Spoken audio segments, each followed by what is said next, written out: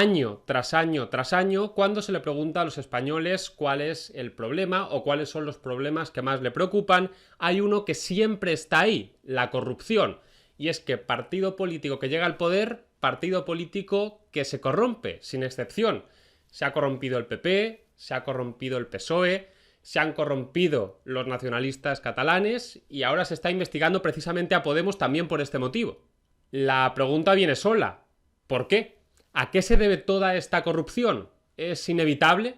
Pues a continuación y en este vídeo vamos a estudiar, siguiendo el pensamiento de Antonio García Trevijano, en primer lugar, cuáles no son las causas de la corrupción, a qué no se debe la corrupción, y en segundo lugar, cuál sí es la causa de la corrupción, a qué sí se debe la corrupción. Y un inciso antes de empezar. Cuando me pregunto sobre el porqué de la corrupción, no voy a estudiar ni analizar por qué tal o cual persona en concreto se corrompió o se dejó de corromper. Eso me da igual. Lo que me interesa es la perspectiva general. ¿Por qué en España desde hace décadas existe una corrupción sistemática? Dicho lo cual, vamos a ver en primer lugar cuáles no son las causas de la corrupción. Vamos a estudiar una serie de motivos que son considerados por muchas personas como las razones últimas de la corrupción, pero que en realidad no lo son. Vamos con la primera causa. Se podría decir, ¿por qué hay corrupción? Pues porque ese partido político en concreto está plagado de personas indecentes. Así alguien de derechas podría pensar que la corrupción se debe a la indecencia de los partidos de izquierdas, alguien de izquierdas podría pensar que la corrupción se debe a la indecencia de los partidos de derechas, alguien no independentista podría pensar que la corrupción se debe a la indecencia de los políticos catalanes y al revés, alguien independentista podría pensar que la corrupción se debe a la indecencia de los políticos españoles y así todas las combinaciones que se os puedan ocurrir. Esto, sin embargo, cae por su propio peso. La causa de la corrupción no puede deberse a las características específicas de tal o cual partido, porque es que resulta que todos los partidos que han llegado al poder se han corrompido, sin excepción. ¿Quién se ha corrompido en Valencia y en Madrid? Pues el PP, y no porque sean particularmente malos, sino porque tenían el poder allí. ¿Quién se ha corrompido en Andalucía? ¿El PP? No, el PSOE, porque era quien tenía el poder allí. ¿Y quién se ha corrompido en Cataluña? ¿El PP? No, el PSOE tampoco. Los nacionalistas catalanes, porque es que eran quienes tenían de nuevo el poder allí. Descartada la primera causa, vamos con la segunda. Acabamos de decir que la corrupción no puede explicarse atribuyéndola a las características concretas de un determinado partido político, porque partido político que ha llegado al poder, tarde o temprano es un partido político que se ha terminado corrompiendo.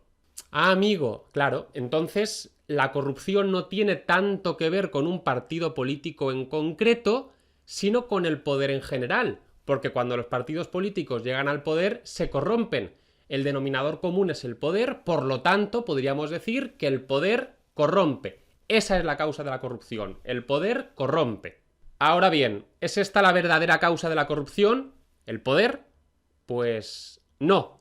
Casi nos acercamos más, pero no. Una vez hemos visto cuáles son las causas que podrían explicar la corrupción, pero que no la explican, vamos a ver a continuación cuál es la causa que sí que de verdad explica la corrupción.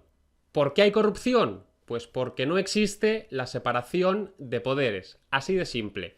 Decíamos antes que la causa de la corrupción no era el poder sin más, casi, pero no. La causa de la corrupción no es el poder. La causa de la corrupción es el poder incontrolado, el poder que no es vigilado por otro poder. Antonio García Trevijano, en su libro Teoría pura de la República Constitucional, escribió al respecto lo siguiente, y leo: los abusos de poder revelan que la forma no ha transformado en poder la potencia material de las ambiciones sectoriales. La fórmula de Lord Acton es una tautología. Lord Acton decía que el poder corrompe y que el poder absoluto corrompe absolutamente. Sigue diciendo Trevijano: el poder absoluto se corrompe absolutamente porque no es poder sino potencia, y no es corrupción sino cualidad de su naturaleza que la potencia de los partidos estatales no pueda ser frenada por ningún poder social. Si la potencia supera al marco político que la manifiesta, éste la obedece. El abuso de poder, facultad legal más potencia, traduce una ecuación matemática que las estadísticas podrían cuantificar. La corrupción es directamente proporcional a la parte de potencia no transformada en poder controlable.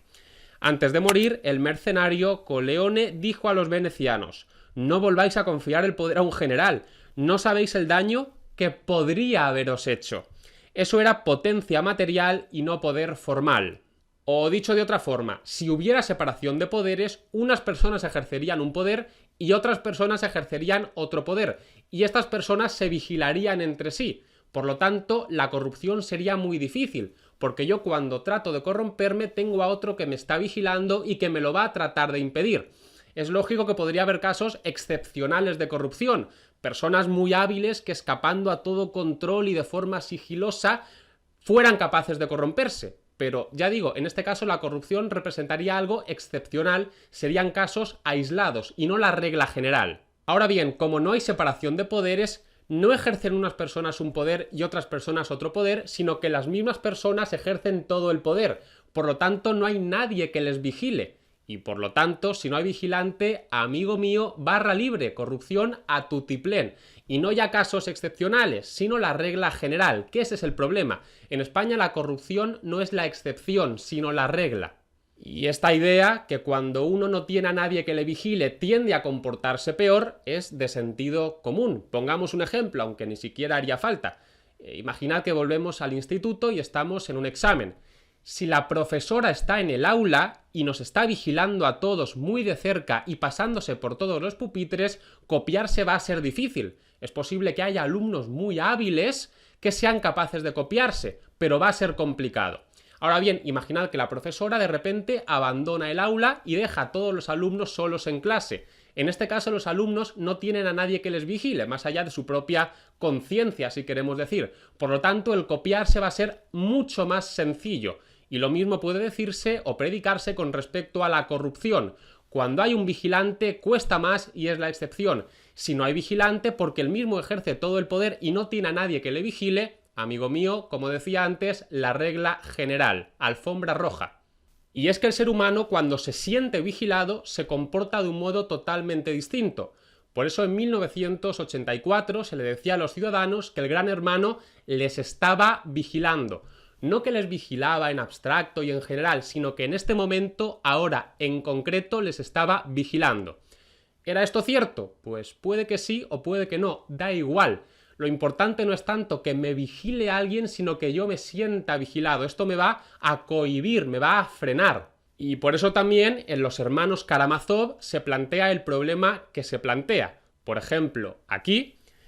Pero le he preguntado, ¿qué será del hombre después, sin Dios y sin vida futura? ¿Así ahora todo está permitido? ¿Es posible hacer lo que uno quiera? O aquí también se plantea lo mismo. ¿Y si resulta que no existe? ¿Y si Rakitin tiene razón al afirmar que se trata de una idea artificial de la humanidad? En este caso, si Dios no existe, el hombre es el señor de la tierra, del universo. Magnífico. Pero ¿cómo será virtuoso sin Dios? Y también se plantea en este pasaje. Sin Dios tú mismo cargarás la mano sobre el precio de la carne, si la ocasión se te presenta, y te ganarás un rublo por kopek. En este caso Dostoyevsky se refiere a Dios, pero creo que esto es extrapolable a cualquier otro caso. La conclusión es simple. Si nadie me vigila, si solamente me vigilo yo a mí mismo, los riesgos son tremendos. En resumen, si no hay vigilantes, si no hay separación de poderes, cuidado. De hecho, no tendría que sorprendernos que hubiera corrupción, sino lo contrario, que no hubiera. Eso sería lo extraño. Y bueno, ya para concluir, he dicho que la causa de la corrupción verdadera se debe a la ausencia de separación de poderes, pero lógicamente yo no puedo dejar el vídeo aquí, tengo que justificar de algún modo por qué pienso que en España no hay separación de poderes. En la medida en que le voy a dedicar un vídeo particular a este tema, ahora simplemente lo comento de una forma breve y concisa. ¿Cómo va a haber separación de poderes si a través de unas mismas elecciones se designa simultáneamente al poder legislativo y al poder ejecutivo? Lo importante no es que unas personas ejerzan el poder legislativo y que otras personas ejerzan el poder ejecutivo. En la época de Franco, unas personas ejercían el poder legislativo y otra persona distinta el poder ejecutivo. Y a nadie se le ocurriría decir que había separación de poderes. Porque lo que importa no es eso, lo que importa es que la fuente de legitimación sea distinta. Que a través de unas elecciones designemos a los diputados y a través de otras elecciones designemos al gobierno. Y esto en España no sucede. Ahora bien, el asunto es mucho más grave. Acabo de decir que lo importante no es que unas personas ejerzan el poder legislativo y otras personas el poder ejecutivo, sino que la fuente de legitimación sea distinta.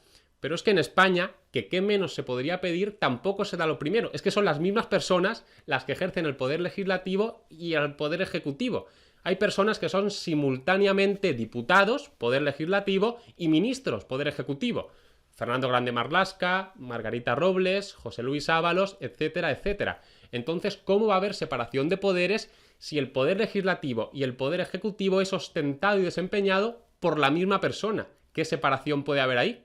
Al respecto, Antonio García Trevijano, en otro de sus libros, Frente a la gran mentira, escribió de forma muy gráfica e ilustrativa lo siguiente: los parlamentos con banco azul no están hechos para controlar a los gobiernos. Y hasta aquí el vídeo de hoy. Hemos dicho que en España hay corrupción sistemática y generalizada porque en España no hay separación de poderes.